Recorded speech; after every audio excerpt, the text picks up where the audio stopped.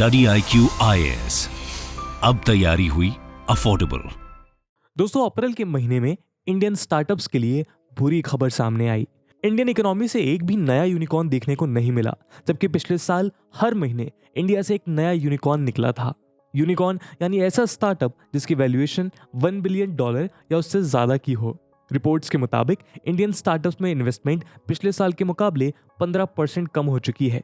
इस वजह से इंडियन स्टार्टअप्स 2022 में 12,000 एम्प्लॉयज को फायर कर चुके हैं। ये तब था जब इंडिया में अनएम्प्लॉयमेंट की सिचुएशन ऑलरेडी बहुत खराब चल रही है।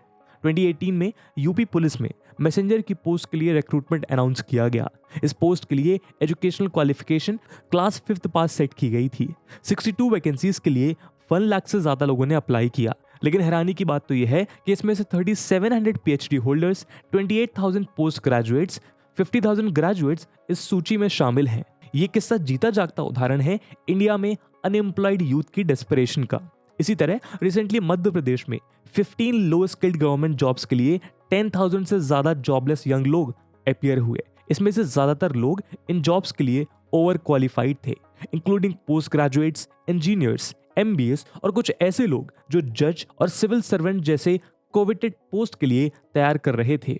एक एस्पिरेंट ने कहा कि सिचुएशन इतनी खराब है कि कई बार बुक खरीदने लायक भी पैसे नहीं होते हैं। इसीलिए उन्होंने सोचा कि अनएम्प्लॉयड रहने से अच्छा है कि कम से कम लो लेवल गवर्नमेंट जॉब ही मिल जाएगी। दोस्तों, ये और ऐसी बहुत सी स्ट्रगल की कहानियां रोज हमारे देश में देखने को मिलती हैं। अनएम्प्लॉयमेंट आज देश के सबसे बड़े प्रॉब्लम्स में से एक है और कोविड पैंडेमिक के बाद से इस प्रॉब्लम में सिर्फ इजाफा ही हुआ है। Centre for monitoring Indian economy के अनुसार कोविड की सेकेंड वेव के पीक के बीच अप्रैल 2021 के महीने में 70 लाख से ज्यादा नौकरियां चली गई।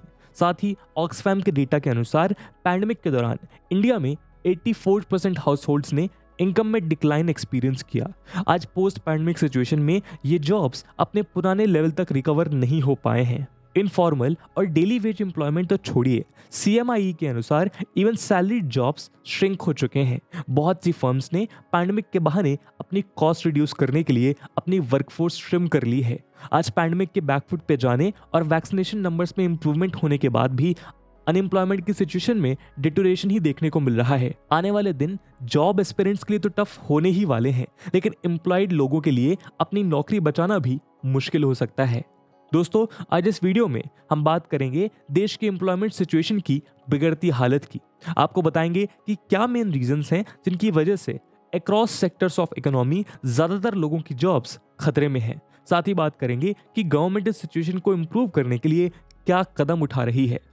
लेकिन दोस्तों, आगे बढ़ने से पहले मैं आपको बता दूं कि ये वीडियो UPSC मेंस के पर्सपेक्टिव से काफी इंपॉर्टेंट है और इस टॉपिक से जुड़े हुए सवाल मेंस के GS3 के पेपर में issues related to economic growth in India topic के अंदर पूछे जा सकते हैं। इसके बारे में हम वीडियो के अंत में और भी बात करेंगे, पर फिलहाल के लिए अपने डिस्कशन को हम आगे बढ़ाते हैं। दोस्तों, इंटरप्शन के लिए माफी, पर ये कोई ऐड नहीं है। बस आपसे एक ऐसी इंफॉर्मेशन साझा करनी है जिसकी मदद से हम एजुकेशन को अफोर्डेबल बनाने की तरफ एक इंपॉर्टेंट कदम उठा रहे हैं। स्टडी IQ ने अपना UPSC pre plus mains live foundation batch start किया है, जिसमें आपको सारा का सारा कंटेंट लाइव दिया जाएगा। 900+ आवर्स का live content, 1-to-1 mentorship, current affairs programs, prelims के practice questions, mains answer writing practice और भी बहुत कुछ, मात्र 18,999 के डिस्काउंटेड प्राइस पर अगर आप AG live coupon code use करते हैं। इन बैचेस में क्लासेस की शुरुआत 1 अगस्त 6 PM से हो रही हैं। इस बात से रिलेटेड सभी इंपॉर्टेंट लिंक्स आपको पिन कमेंट में मिल जाएंगी। अब आप अपना वीडियो देख सकते हैं, but don't forget to use AG live, otherwise you will say कि बाकी लोगों को कम रेट्स पे कोर्स मिला है। बाकी सभी अपडेट्स के लिए आप मुझे मेरे सोशल मीडिया हैंडल्स पे फॉलो कर सकते हैं।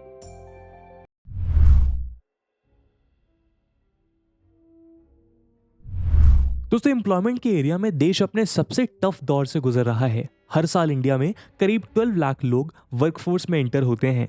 इनमें से ज्यादातर लोग नौकरी की तलाश में होते हैं, लेकिन देश में इतने न्यू जॉब्स क्रिएट ही नहीं हो रहे, जिसकी वजह से अनएम्प्लॉयमेंट रेट बढ़ता जा रहा है। 2020 और 2021 में unemployment rate average 7.2% of workforce बना रहा है और 2021 के अंत तक यही फिगर 8% तक पहुंच चुकी थी। लेकिन सेम टाइम पीरियड में एवरेज ग्लोबल अनएम्प्लॉयमेंट रेट करीब 5.7% ही रहा। भारत में अनप्रेसिडेंटेड इकोनॉमिक स्लोडाउन देखने को मिला है, जो 1991 के बैलेंस ऑफ पेमेंट क्राइसिस के बाद से सबसे बड़ा स्लोडाउन बन चुका है। एक्सपर्ट्स का मानना है कि एम्प्लॉयमेंट रेट को 1% बढ़ाने के लिए आने वाले समय में इकोनॉमी को 10% के रेट से ग्रो करना पड़ेगा। लेकिन वर्ल्ड बैंक की ग्लोबल इकोनॉमिक प्रोस्पेक्ट रिपोर्ट के अनुसार करंट फाइनेंशियल ईयर में ग्रोथ रेट 8% ही रहने वाला है। इसका सीधा मतलब है कि आने वाले समय में अनएम्प्लॉयमेंट रेट बढ़ने की आशंका है, क्योंकि ग्लोबल माइक्रो इकोनॉमिक सिनेरियो को देखते हुए 10% का ग्रोथ रेट अचीव करना बहुत मुश्किल लगता है।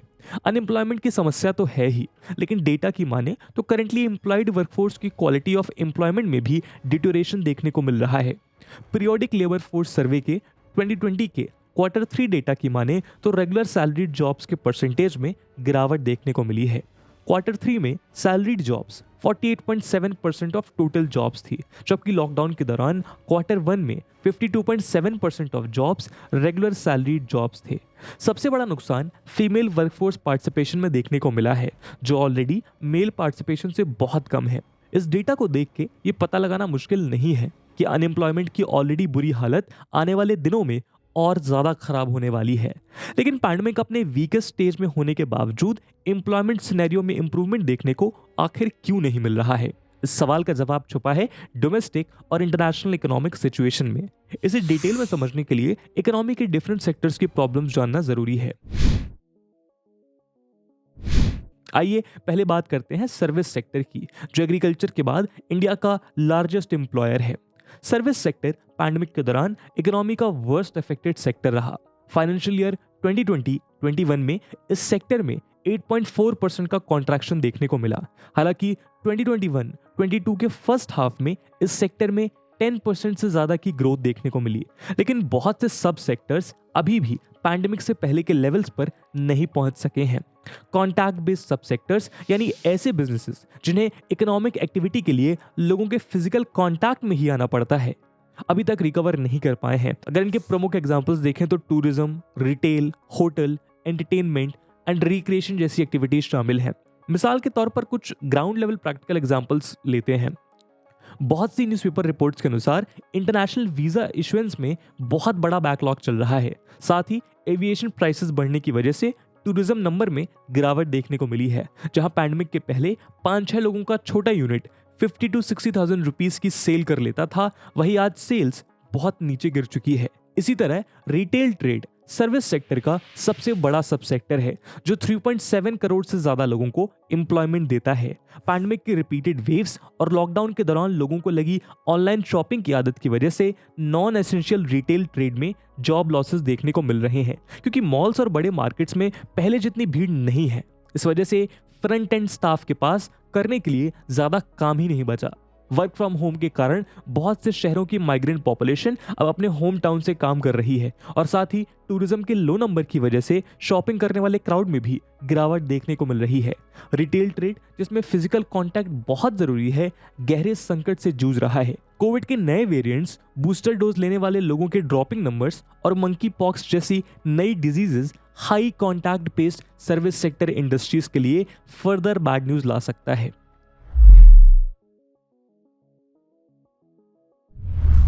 दोस्तों आगे बढ़ते हैं मैन्युफैक्चरिंग सेक्टर की तरफ, जो इंडिया में 5.64 करोड़ लोगों को एम्प्लॉय करता है। सिंस मैन्युफैक्चरिंग सेक्टर में वर्क फ्रॉम होम की सुविधा उपलब्ध नहीं कराई जा सकती, दोनों लॉकडाउन्स के दौरान इस सेक्टर में कैपेसिटी यूटिलाइजेशन बहुत सीवियरली डिक्रीज हुआ। रेंट और मशीन्स में कैपिटल इन्वेस्टमेंट जैसी हाई फिक्स्ड कॉस्ट होने की वजह से मैन्युफैक्चरिंग सेक्टर की प्रॉफिटेबिलिटी को बहुत बड़ा धक्का लगा है। इंडिया के मैन्युफैक्चरिंग सेक्टर में टेक्सटाइल्स एंड अपैरल सेक्टर करीब 10 करोड़ लोगों को डायरेक्टली या इनडायरेक्टली एम्प्लॉय करता है। एग्रीकल्चर के बाद टेक्सटाइल इंडस्ट्री देश की सेकेंड लार्जेस्ट एम्प्लॉयमेंट जनरेटर है, लेकिन फॉलिंग डिमांड एंड एक्सपोर्ट्स की वजह से इस सेक्टर में बहुत से जॉब्स रिस्क पर हैं। टेक्सटाइल के अलावा आगरा की लेदर फुटवेयर इंडस्ट्री का एग्जांपल लेते हैं। आगरा की फुटवेयर मैन्युफैक्चरिंग इंडस्ट्री ताजमहल से 200 साल पुरानी है। 15th सेंचुरी से आगरा फुटवेयर में लीडर रहा है। आज सिटी में 250 मर्चेंडाइज फैक्ट्रीज और 5000 कॉटेज इंडस्ट्रीज हैं, जिनकी प्रोडक्शन कैपेसिटी करीब 5 लाख पेयर्स पर डे की है। इन इंडस्ट्रियल क्लस्टर में करीब 4 लाख लोग एम्प्लॉयड हैं और इसके आधे डेली वेज अर्नर्स हैं। लॉकडाउन्स, डिक्रीजिंग डिमांड और इंटरनेशनल मार्केट्स में वॉलेटिलिटी के कारण 450 करोड़ रुपीस से ज्यादा के एक्सपोर्ट ऑर्डर्स यूरोपियन ब्रांड्स ने कैंसिल कर दिए। साथ ही डोमेस्टिक मार्केट में बढ़ते इन्फ्लेशन और फ्यूल प्राइसेस की वजह से इन प्रोडक्ट्स की डिमांड और एक्सपोर्ट कॉम्पिटिटिवनेस भी सफर कर रही है। दोस्तों, रिसेंट टाइम्स में इंडस्ट्रियल सेक्टर के शाइनिंग स्टार्स बने रहे हैं स्टार्टअप्स। कुछ ही सालों में भारत, यूएस और चाइना के बाद दुनिया का तीसरा सबसे बड़ा स्टार्टअप इकोसिस्टम या कहें हब बन चुका है। आज इंडिया में 60,000 स्टार्टअप्स हैं जो 7 लाख से ज्यादा लोगों को एम्प्लॉय करते हैं। ये स्टार्टअप्स रिसेंट टाइम में बड़े एम्प्लॉयमेंट जनरेटर्स के रूप में उभरे हैं, लेकिन ऑफ लेट बहुत से इंडिकेशंस मिल रहे हैं कि स्टार्टअप इंडस्ट्री की शाइन कम होती जा रही है। सिर्फ 2022 में इंडियन स्टार्टअप्स ने करीब 11,360 एम्प्लॉयज को ले ऑफ कर दिया। 90% ले ऑफ्स एडटेक, ई कॉमर्स और कस्टमर सर्विस स्टार्टअप्स में देखने को मिले हैं। अभी तक की मोस्ट प्रॉमिसिंग दिखने वाली एडटेक इंडस्ट्री ले ऑफ्स में सबसे आगे है, जहां 2022 में ही 4,000 से ज्यादा एम्प्लॉय ले ऑफ्स देखने को मिले हैं। इस स्लोडाउन का एक मेजर कारण है फंडिंग पाइपलाइन का ड्राइंग अप। 2021 के सेकेंड हाफ में इंडियन स्टार्टअप्स ने करीब $32 बिलियन की फंडिंग अट्रैक्ट करी थी, जबकि 2022 के फर्स्ट हाफ में यही वैल्यू सिर्फ $19 बिलियन तक सिमट गई। इस फंडिंग की अचानक घटती वैल्यू का कारण है ग्लोबल मैक्रो इकोनॉमिक सिचुएशन, जिसकी वजह से इंडिया ने रिसेंटली भारी इन्वेस्टमेंट आउटफ्लोज देखे हैं। आपको याद दिला दें कि फॉरेन फंडिंग इंडियन स्टार्टअप्स के लिए मेजर सोर्स ऑफ इन्वेस्टमेंट बनी रही है। इस ग्लोबल इकोनॉमिक सिचुएशन को कुछ ही देर में डिटेल में डिस्कस करेंगे। Last but not the least, agriculture sector, जो इंडिया का लार्जेस्ट एम्प्लॉयर है। क्लाइमेट चेंज आज एग्रीकल्चरल एम्प्लॉयमेंट को फेस करता सबसे बड़ा खतरा है। Inter governmental panel on climate change की रिपोर्ट के अनुसार टेम्परेचर्स में 1 से 2 डिग्री सेल्सियस के राइज की वजह से राइस प्रोडक्शन करीब 0.75 टन पर हेक्टेयर तक कम हो सकती है। साथ ही क्लाइमेट चेंज की वजह से मॉनसून में इरेगुलरिटीज देखने को मिल रही हैं। करेंटली उत्तर प्रदेश में 58% तक का मॉनसून डेफिसिट देखने को मिल रहा है, जो इंडिया का मेजर एग्रीकल्चरल स्टेट है, जबकि असम और गुजरात में बाढ़ के हालत बने हुए हैं। एग्रीकल्चर सेक्टर से इंडियन इकोनॉमी के बहुत से सेक्टर जुड़े हुए हैं। केमिकल और फर्टिलाइजर इंडस्ट्रीज अपने रेवेन्यू के लिए एग्रीकल्चरल सेक्टर की परफॉर्मेंस पर निर्भर करती है। साथ ही फूड बेस्ड इंडस्ट्रीज, फिर चाहे वो लेस चिप्स बनाने वाली पेप्सिको हो या स्टारबक्स और हल्दीराम जैसे हाई वैल्यू फूड प्रोडक्ट्स बनाने वाली कंपनीज, एग्रीकल्चरल यील्ड कम होने से और इनपुट साइड सप्लाई शॉक्स की वजह से इन सब कंपनीज में एम्प्लॉयमेंट का भारी नुकसान हो सकता है। दोस्तों, हमने सेक्टर वाइज फैक्टर्स जाने जो इंडिया में अनएम्प्लॉयमेंट के खतरे को जारी रखने की तरफ इशारा कर रहे हैं, लेकिन कुछ ऐसे भी फैक्टर्स हैं जो हर सेक्टर में कॉमन है। दोस्तों, अनसर्टेन जॉब एनवायरनमेंट के लिए डोमेस्टिक फैक्टर्स ही नहीं बल्कि मैक्रो इकोनॉमिक फैक्टर्स भी रिस्पॉन्सिबल हैं, जिसकी बात हमने कुछ देर पहले ही की थी। कोविड के बाद दिए गए इकोनॉमिक स्टिमुलस की वजह से डेवलप्ड कंट्रीज में भी इन्फ्लेशन बहुत हाई लेवल्स पर पहुंच गया है।